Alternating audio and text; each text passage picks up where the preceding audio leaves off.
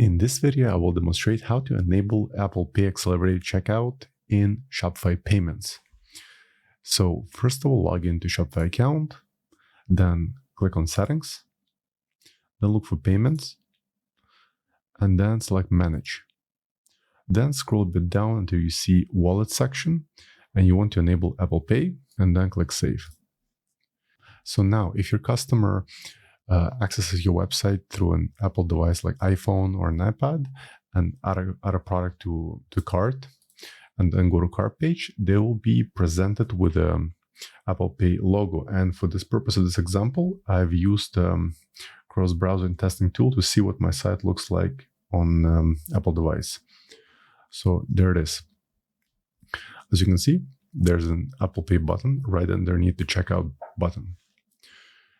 So I hope you found this tip useful. And for more Shopify tutorials, please subscribe to my channel. Thank you.